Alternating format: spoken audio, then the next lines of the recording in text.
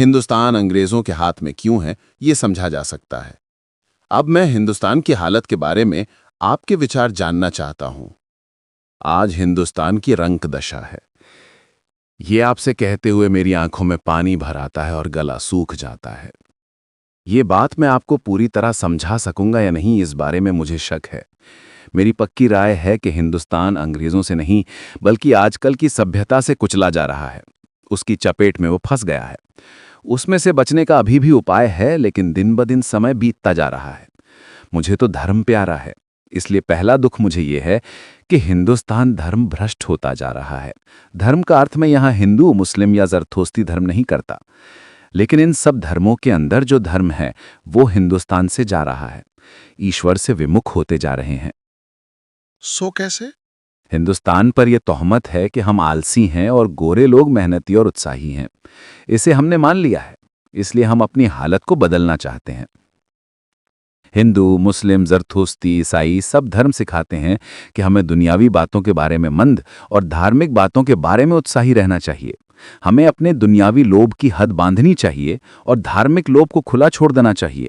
हमारा उत्साह धार्मिक लोभ में ही रहना चाहिए। इससे तो मालूम होता है कि आप पाखंडी बनने की तालीम देते हैं।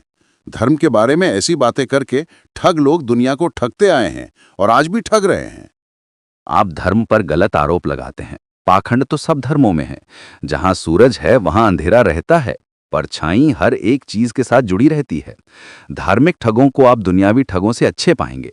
सभ्यता में जो पाखंड मैं आपको बता चुका हूं, वैसा पाखंड धर्म में मैंने कभी नहीं देखा। ये कैसे कहा जा सकता है? धर्म के नाम पर हिंदू मुसलमान लड़े, धर्म के नाम पर ईसाइयों में बड़े बड़े युद्ध हुए, धर्म के नाम पर हजारों बेगुनाह लोग मारे गए, उन्हें जला दिया गया, उन पर बड़ी बड़ी मुसीबतें गुजारी गईं। ये तो सभ्यता से बदतर ही माना जाएगा। तो मैं कहूंगा कि ये सब सभ्यता के दुख से बर्दाश्त हो सकने जैसा है। आपने जो कुछ कहा वो पाखंड है, ऐसा सब लोग समझते हैं। इसलिए पाखंड में फंसे हुए लोग मर गए कि सारा सवाल हल हो गया। जहां भोले लोग हैं वहां ऐसा ही चलता रहेगा, लेकिन उसका असर हमेशा के लिए बुरा नहीं रहता। सभ्यता की होली में जो लोग जल मरे हैं उनकी तो कोई हद ही नहीं है। उसकी खूबी ये है कि लोग उसे अच्छा मानकर उसमें कूद पड़ते हैं। फिर वे ना तो रहते दीन के और ना रहते दुनिया के। वे सच बात को बिल्कुल भूल जाते हैं। सभ्यता चूहे की तरह फूंक कर काटती है। उसका असर जब हम जानेंगे तब पुराने वहम मुकाबले में हमें मीठे लगेंगे।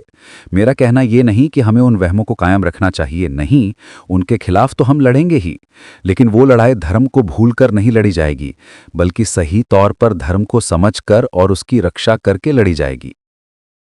तब तो आप ये भी कहेंगे कि अंग्रेजों ने हिंदुस्तान में जो शांति का सुख हमें दिया है वो बेकार है। आप भले शांति देखते हो, पर मैं तो शांति का सुख नहीं देखता। तब तो ठग, पिंडारी, भील वगैरह देश में जो त्रास गुजारते थे उसमें आपके ख्याल से कोई बुराई नहीं थी?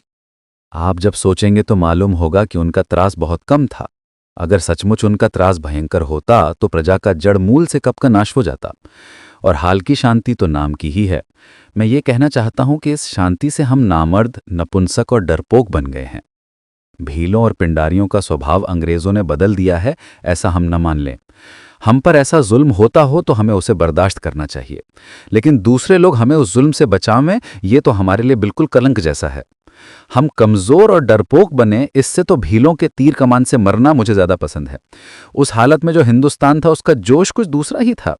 मैकॉले ने हिंदुस्तानियों को नामर्द माना, वो उसकी अधम अज्ञान दशा को बताता है। हिंदुस्तानी नामर्द कभी नहीं थे। ये जान लीजिए कि जिस देश में पहाड़ी लोग बसते हैं, जहां बाघ और भेड़िए रहते हैं, उस देश के रहने वाले अगर सचमुच डरपोक हों तो उनका नाश ही हो जाए। आप कभी खेतों में गए हैं? मैं आपसे यकीनन कहता हूं कि खेतों में हमारे किसान आज भी निर्भय होकर सोते हैं, जबकि अंग्रेज और आप वहां सोने के लिए आनाकानी करेंगे। बल तो निर्भयता में है, बदन पर मांस के लोदे होने में बल नहीं है। आप थोड़ा भी सोचेंगे तो इस बात को समझ जाएंगे। और आपको जो स्वराज चाहने वाले हैं, मैं सावधान करता हूं कि भील, पिंडारी और ठग ये सब हमारे ही देशी भाई हैं। उन्हें जीतना मेरा और आपका काम है। जब तक आप ही के भाई का डर आपको रहेगा, तब तक आप कभी मकसद हासिल नहीं कर सकेंगे।